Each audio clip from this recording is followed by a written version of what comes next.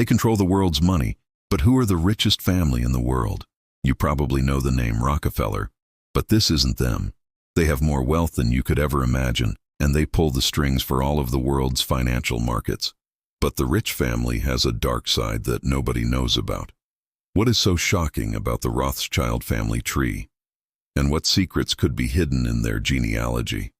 Welcome to my channel. Today we'll take a look at the world's richest family tree. The Rothschild dynasty was started by Amschel Rothschild in Frankfurt, Germany in 1744. The family ran a very successful trading business and soon became one of the most prominent Jewish families in Europe. In the early 18th century, the family began working with European nobility, including royals from England and France. This caused some tension between the Rothschild family and other German Jews. They were very different from most Jewish families of the time. They lived in luxury homes and wore high-fashion clothes. Most importantly, they did not live in ghettos, and instead chose to live amongst non-Jewish people. Mayer Rothschild saw this as a way to better serve the royal families they worked with if they were part of the community. During this time period, European royalty would entrust the Rothschild family with storing their valuables when they went on long trips. This is where the family built up a lot of their wealth. Eventually, the family had accumulated so much wealth that they decided to branch out to banking. When Napoleon rose to power in France, he enacted policies that greatly benefited the Rothschild family. He established the Bank of France and appointed Amschel's son, Nathan, to head it.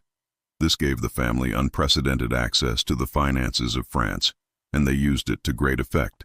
The family grew increasingly wealthy during Napoleon's reign, and eventually became the de facto bankers of Europe.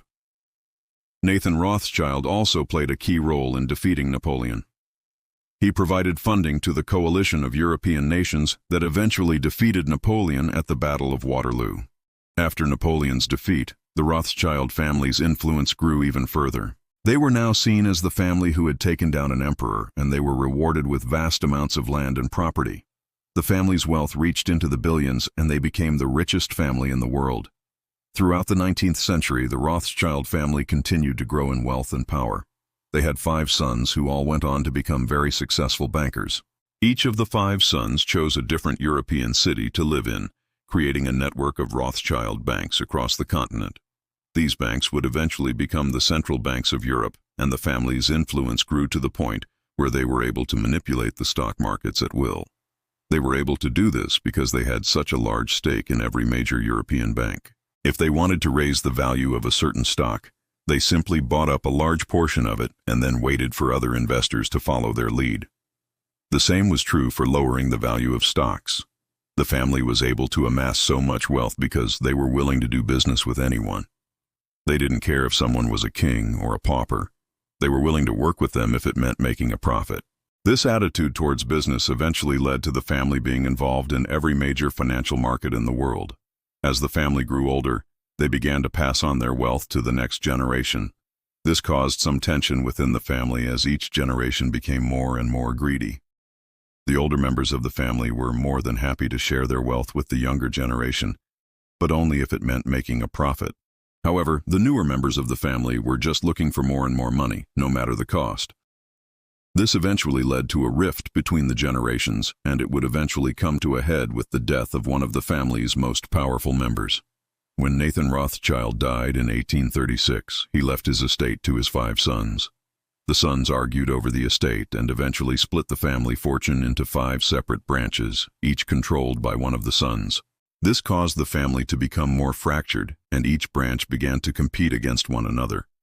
This competition eventually led to the family losing a lot of money through bad investments. They were so focused on trying to outdo one another that they didn't care how they made their money. They were willing to invest in anything that promised a return, no matter how risky it was. This led to the family losing billions of dollars in the stock market crash of 1873. This was the first time the family had lost money in a long time, and it shook them to their core. They realized that they needed to change their ways if they wanted to stay rich. In the early 20th century, the Rothschild family began to invest in more conservative ways. They still invested in the stock market, but they were much more careful with their money. They also began to diversify their investments and no longer put all of their eggs in one basket. This caused the family's wealth to slowly grow over time. However, the family's problems were far from over. In 1917, the Russian Revolution overthrew the government and took control of all of the country's banks. This meant that the Rothschild family lost control of one of their biggest clients, and they were forced to find new ways to make money. To make matters worse, World War I broke out shortly after, and this led to the collapse of many European banks. The Rothschild family was forced to sell off a large portion of their assets to stay afloat.